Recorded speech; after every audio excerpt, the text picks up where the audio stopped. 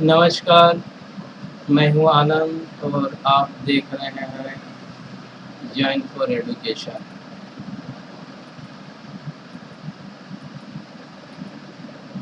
Gravitation, this is the 10th chapter of science of class 9. This video lecture has been prepared by Anand Prajapati with the help of Join for Education. गुरुत्वाकर्षण chapter 10 विज्ञान कक्षा नवम। यह video lecture आनंद प्रजापति के द्वारा join for education के सहयोग से तैयार किया गया है। आइए ग्रेविटेशन के कंसेप्ट को क्लियर करते हैं। इसके लिए हम लोग motion of the moon around the sun,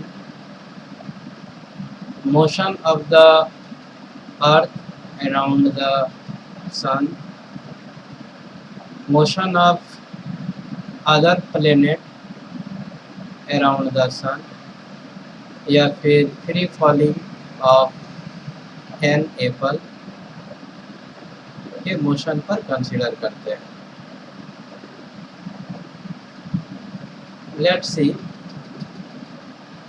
when the moon rotates around the circular path of the earth, यदि मून पृथ्वी के चारों ओर एक सर्कुलर पाथ में मूव करता है, गति करता है, तो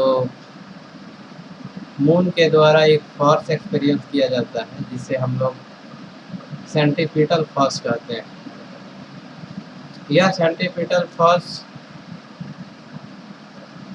due to the attraction of earth and moon के द्वारा प्रोवाइडेड किया जाता है। तो यहाँ पर यदि कंसीडर करें तो जब सर्कुलर पाथ में कोई बड़ी मूव करती है तो उसके there is no change in the magnitude of the velocity where there is change in the direction at every point of the circular path.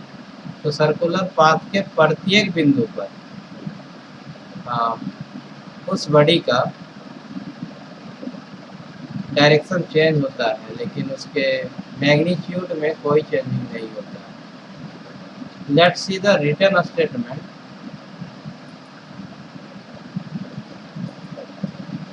The motion of the moon around the earth is due to the centripetal force. The centripetal force is provided by the force of attraction of the earth. तो ये centripetal force जो है अर्थ के force of attraction के द्वारा provided या उपलब्ध करवाया जाता है या प्रदान किया जाता है। If there were no such force, यदि इस प्रकार का कोई बल कार्य न करे तो अर्थ जो है एक स्ट्रेट पाथ में मूव करेगा, सॉरी द मून जो है एक स्ट्रेट पाथ में मूव करेगा। The centripetal force is provided by the force of attraction of earth. If there were no such force, the moon would pursue a uniform straight line motion. तो यहाँ पर समझने में कोई दिक्कत नहीं हुआ होगा। कंसेप्ट ऑफ ग्रेविटेशन को समझने का प्रयास कर रहे हैं। इसके लिए हम लोग कंसिडर कर रहे हैं कि मून जो है या चंद्रमा जो है पृथ्वी की चारों ओर सेंट्रीपिटल फोर्स के कारण गति कर रहा है। यह सेंट्रीपिटल फोर्स जो है attraction force of attraction of the अर्थ के द्वारा प्रोवाइडेड है। यदि इस तरह का फोर्स यहाँ पर कार्य न करे तो अर्थ जो है एक स्ट्रेट लाइन में मूव करेगा।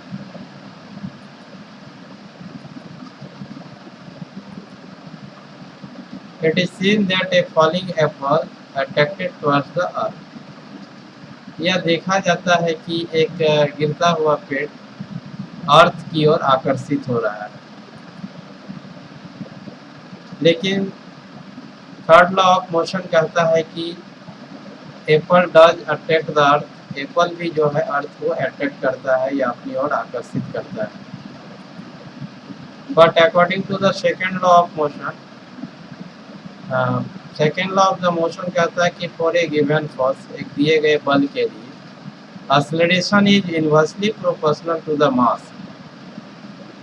एक्सेलरेशन जो है inversely proportional to the mass होता है of an apple is negligibly small compare to the earth. तो कहता है कि एप्पल का जो मास है अर्थ के सापेक्ष में, अर्थ से तुलना करें तो बहुत ही कम या नगण्य के बराबर होता है।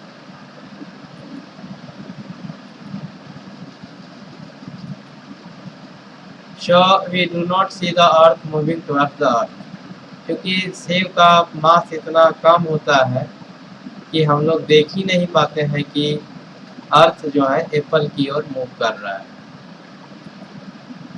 फ्रॉम द एबव फैक्ट्स, ऊपर के तथ्यों से या स्टेटमेंट से ये निष्कर्ष निकाला जा सकता है कि न केवल अर्थ जो है एप्पल या मून को अट्रैक्ट करता है, बल्कि सभी वस्तु जो इस यूनिवर्स या विश्व में है एक दूसरे को अट्रैक्ट या आकर्षित करते हैं। इसी फोर्स को हम लोग कहते हैं, this force of attraction between objects is called gravitational force. तो वस्तुओं के बीच इस प्रकार के अट्रैक्शन फोर्स को या अट्रैक्शन को हम लोग ग्रेविटेशनल फोर्स कहते हैं। तो ये कंसेप्ट एकदम बिल्कुल क्लियर हो गया है कि जब कोई बॉडी किसी दूसरे बॉडी के अराउंड में सर्कुलर पाथ में मूव करता है तो सेंट्रीपिटल फोर्स वहाँ पर लगता है, और यह सेंट्रीपिटल फोर्स जो है फोर्स ऑफ अट्रैक्शन के द्वारा प्रोवाइडेड किया जाता है या उपलब्ध करवाया जाता है। अगर ये सेंट्रीपिटल फोर्स या जो अट्रैक्शन फोर्स जो है अगर वो वहाँ पर वर्क ना करे तो मून जो है अराउंड द सन ना मूव करके या अराउंड द अर्थ ना मूव करके एक सरल रेखा में ये गमन करता है। तो सेकेंड लॉ ऑफ मोशन कहता है कि इस तरह का अट्रैक्शन केवल मून और अर्थ के बीच ही नहीं होता, बल्कि हर तरह के वस्तुओं के बीच में होता है। तो this force of attraction between object is called the gravitational force.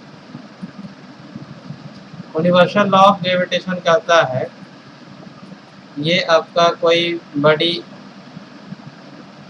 है जिसका मास m है, ये कोई दूसरा बॉडी है जिसका मास m है, ये दोनों को हम मिला दिए सेंटर को, और इसका along द फोर्स जो आएगा along the line joining of the center of the body of mass.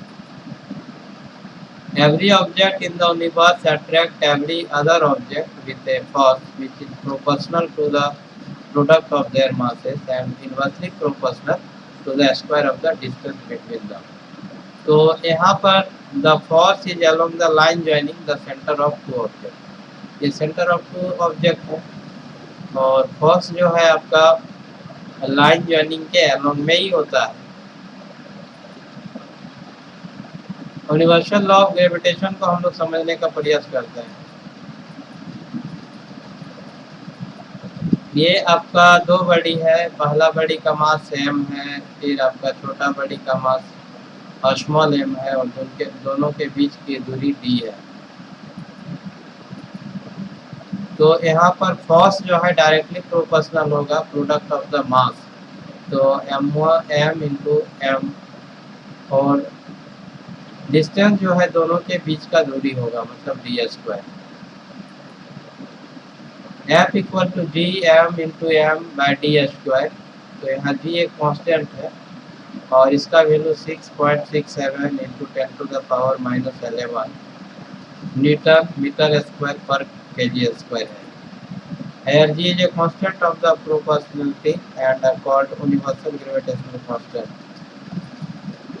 The value of G is 6.67 into 10 to the power minus 11 Newton meter square per kg square.